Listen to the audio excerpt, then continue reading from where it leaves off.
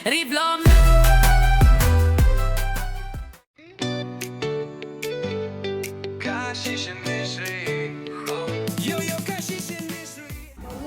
હા એક વાત કહું, શું મારે પપ્પાને ફોન કરવો જ. શેના માટે? જમવામાં શું બનાવ્યું? એટલે જમવાનો ફોન કરો? નહીં, પેલા કે ને જમવામાં શું બનાવ્યું? દહીં વડા પલાળ્યા છે. દહીં વડાનું મેં ખીરું પલાળ્યું છે. મમ્મી કીધું ને આપણે પિઝા ખાધા. તો ભલે ન ખાતા હોય હો, કાંઈ ના, ખાવાનું પપ્પાને તો ફોન કરવા મેં દો. પલાળ્યું ઈ જ મારે પીસવાનું બાકી છે ના, અને હાય નહીં પાડે તને. એકવાર ટ્રાય તો કરવા દો ફોન કરીને મમ્મી. એવું એટલે હા પાડે તો કર, હા પાડશે જ નહીં. પાડો તો. પપ્પા, મારે પિઝા ખાવા છે. હા, મમ્મી એ સાંભળે છે. હા, ના પાડજો, નૈતિક મારે દહીં વડાનું પલાળાઈ ગયું છે. નહીં પપ્પા પ્લીઝ ના પાડો. કીધું ના, બહારના પિઝા નથી ખાતા.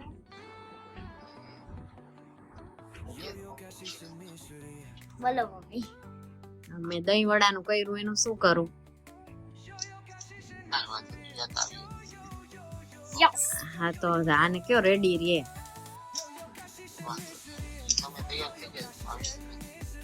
Okay, thank you. હા યસ, મારા પિઝા. હવે છે ને તૈયાર થઈ જા મારે અને પાપા લુઈસમાં જવું મમ્મી. હા ઈ તું કે છે ત્યાં કપડાં બદલાવી લે અને હું એક ચેન્જ કરી લઉં પછી તૈયાર થઈ જાય. પપ્પા હમણાં રસ્તામાં ઈસા આવશે. માથું કોણ ઓડાવશે? ઓડાવી દે. મજા પડી ગઈ ને તને તો? ચપ્પલ ગ્રીન. હા હજી મીશુને પી ઉઠાડવાની છે. એ હજી સૂતી છે. હા સુતી છે. હાલો, માથું ઓડાવી દે. હાલો ઓડાવી દો પછી હું ચેન્જ કરી લઉં. ઓકે, તું શું પહેરવાની? કુર્તી. બ્લેક. Black pants. મારે બ્લેક, તારે બ્લેક. ઓકે ચાલો. હેલો, નમસ્કાર, જય શ્રી કૃષ્ણ. કેમ છો બધા? આજે અમે જવાના છીએ પાપા લુઈસ પિઝામાં, કારણ કે મને પિઝા ખાવાનું મન થયું હતું એટલે પાપા લુઈસ પિઝામાં જવાનું મમ્મીએ કીધું કે પાપા લુઈસમાં જશું. કે ના મેં નહોતું કીધું, તારે જાવું તું. મારે તો દહીં વડાનું પલાળી દીધું તું મેં, પણ તારે જાવું તું એટલે પપ્પાને ફોન કરીને પૂછ્યું. અત્યારે મેં મારું બધું પલાળેલી વસ્તુ બધી ફ્રીજમાં મૂકી દીધી છે. તો આ સર્કલેથી જ બધી જવાય છે, કારણ કે લક્ષ્મીનગરનું નાલું. હા, લક્ષ્મીનગરનું નાલું. આપણે ત્યાંથી જાય ત્યાંથી છીએ વા પાપા આપણે- લુઈસમાં. વાહ, મેળામાં અહીંથી જ ગયા હતા આપણે. હા તો અહીંથી જ જવાનું હોય, હવે રસ્તો જ અહીંથી છે. હા, બધી જવાનો રસ્તો અહીંથી છે. મારું ફેવરિટ છે પાપા લુઈસ પિઝા. એમ તમે રાજકોટમાં એકેય આવો તો તમે જરૂર પાપા લુઈસ પિઝામાં જાજો.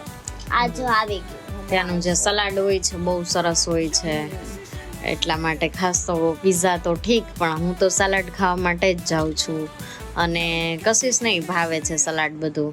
અને આ આવી ગયા આપણે પાપા લુઈસ પિઝામાં. અને હવે આપણે અંદર જાશું. જમીશ્રી બેન.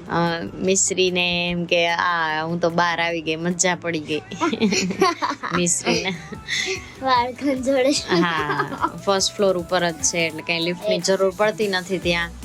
લિફ્ટમાં બહુ અંધારું હતું. હા, એમાં આમેય લાઇટ નહોતી અને હું તો લગભગ ફર્સ્ટ ફ્લોર ઉપર હોય ત્યારે હું પગથિયા ચડીને જ જાઉં છું. કશીશને જાવું ગમે લિફ્ટમાં, તો અમે ના ગયા.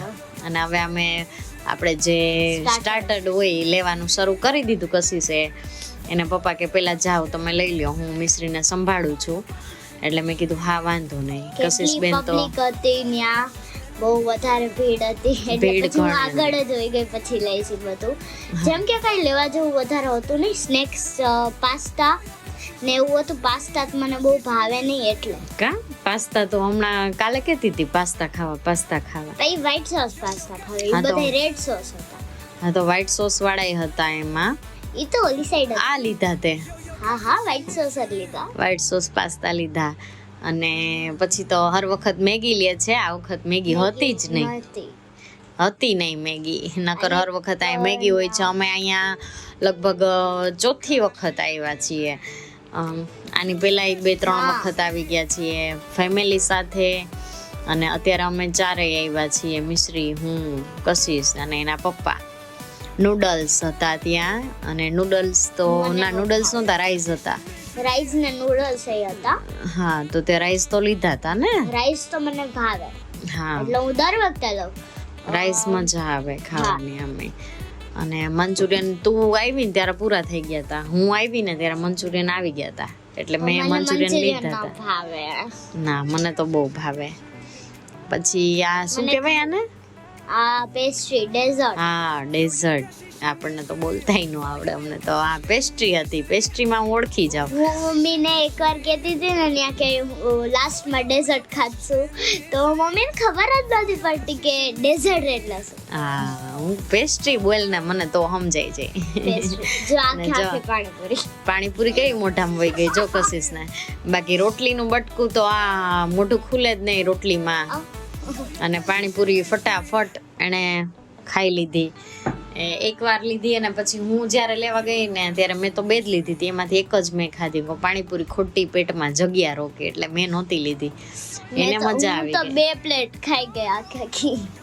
હા કશિશને પાણીપુરી ગમે ને. આમ તો મને ભાવે જ છે, પણ હું સિલેક્ટેડ ખાઉં છું. આપણે લોધાવળ ચોકમાં જાય ને ત્યાં જ હું પાણીપુરી ખાઉં, બાકી બીજે ક્યાંય ખાતી જ નથી. અને વધારે પડતી ઘરની બનાવેલી. અને મારે ગાર્લિક બ્રેડ શરૂ થઈ ગઈ હતી. મેં ગાર્લિક બ્રેડ લીધી હતી અને મિશ્રીના હાથમાં મેં ચિપ્સ પકડાવી દીધી. જો કેવી રીતે ખાય છે, હાથમાં ને હાથમાં છેલ્લે સુધી. એટલી ઠેકડા મારતી હતી ને મને આમ જમવાની મજા નહોતી આવતી એટલી બધી. આમ હૈલા હૈલ પછી ચિપ્સ દીધી ને પછી શાંતિથી ઊભી રહી. બાકી તો જ્યારે મેં સ્ટાર્ટર ખાધું ને ત્યારે તો એ હાથમાં નહોતી રહેતી. કેટલું એકવાર તો પાણીપુરીનું પાણી હતું એ ઢોળી નાખ્યું, આખું ઢોળી નાખ્યું. અને મારી કુર્તી ઉપર ઢોરાણું અને ત્યાં નીચે ઢોરાણું. ગ્લાસ પછાડ્યો નીચે, ચમચી પછાડી. અને હું ઊભી થઈ ને તો મારા ખોડામાંથી એટલો બધો કચરો નીકળ્યો ને, બધો ઢોળાયેલો.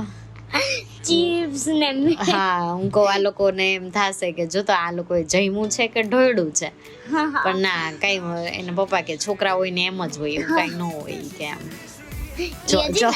જો મને હાથ મારી દીધો. કેવું કેવી રોવે આ લોકોને કે બહાર લઈ જવા. હા તું નાની નહોતી તને લઈ જતા અમે. હું આવી ડાય હતી. હું ડાય. તને થોડી ખબર હોય. ડાય હતી તો મને ખબર છે. તને ડાય હતી ને. હા કશિશ ડાય હતી હો. કશિશ મને બહાર જાય ત્યારે હેરાન નથી કરી. આમ શાંત હતી ને. અત્યારે એટલી જ તોફાની થઈ ગઈ છે. જો આ મિશ્રી જો ઘરે જવા ટાઈમે જ ખાલી રોતી. તને લઈ જ નથી જાવી એમ હોય ને. એની યારે એમ કરીને વાતું કરતી હતી હું કે હવે તને લઈ જ નથી જાવી, મને સરખી રીતે જમવા નથી દીધી ને, તારે ઘરે રહેવાનું. એમ તો એ હસતી હતી. એને શું ખબર પડે કે મમ્મી શું બોલે છે.